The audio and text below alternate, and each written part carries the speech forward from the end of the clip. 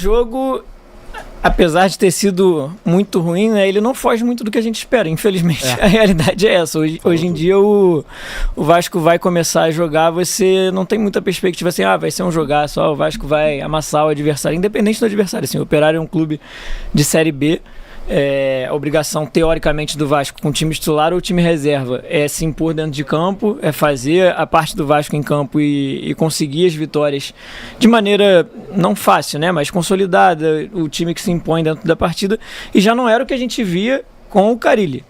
Aí quando você vê numa realidade do Vasco, que já vinha sendo mal treinado, Sim. apesar de, na minha opinião, estar em evolução, pouca coisa, mas vinha evoluindo.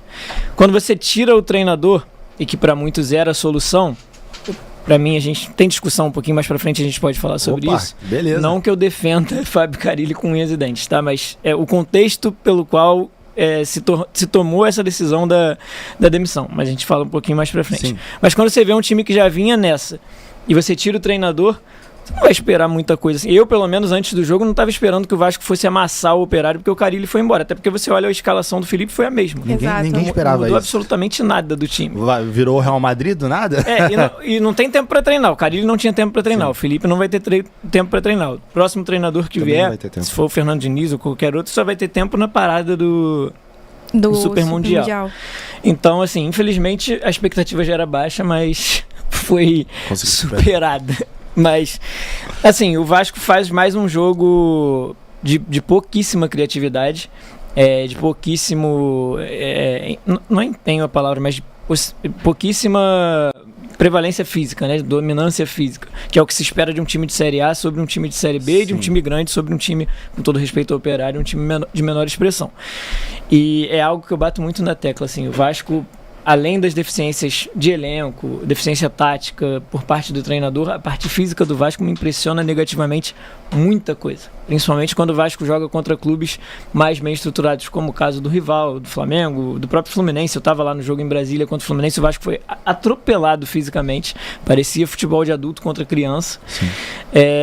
E ontem você vê um Operário com muito mais vigor físico, assim, a disputa em cada setor do campo, seja na defesa, no meio de campo, no ataque, nas laterais, 1 contra 1 ali, quando você bate volante com meia com volante, os caras parecem que estão indo para a final da Copa do Mundo e o time do Vasco dormindo em campo. Assim, é falta de vontade do jogador? Que vem alguém e esclareça se é a vontade do jogador ou se é a parte física dele que não dá conta disso. E se não dá conta, quem é o responsável?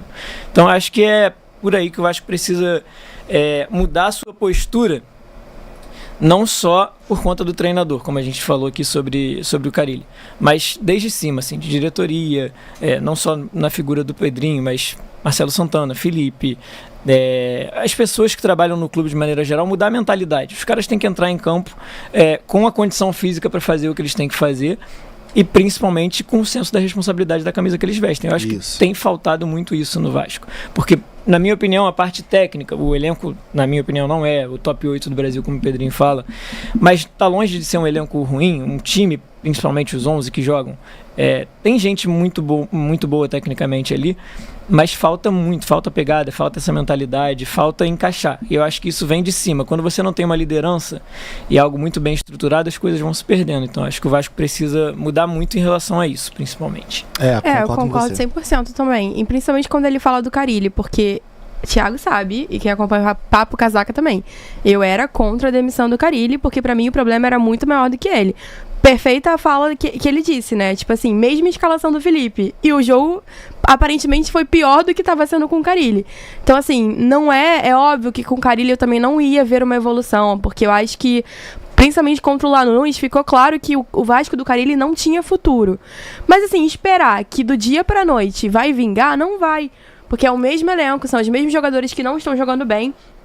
Eu ainda acho que a frase do Pedrinho, que foi tão criticada sobre falar que é um elenco de 8, eu ainda... pode até sair um pouco incoerente, porque eu tô criticando o elenco, mas eu ainda acho que faz sentido. Porque é basicamente o mesmo elenco do ano passado, reforçado, né? Enfim, a zaga que a gente tanto criticava não é a mesma zaga que joga hoje. Chegou o Nuno, que tá fazendo total diferença. O Coutinho, aparentemente, melhorando.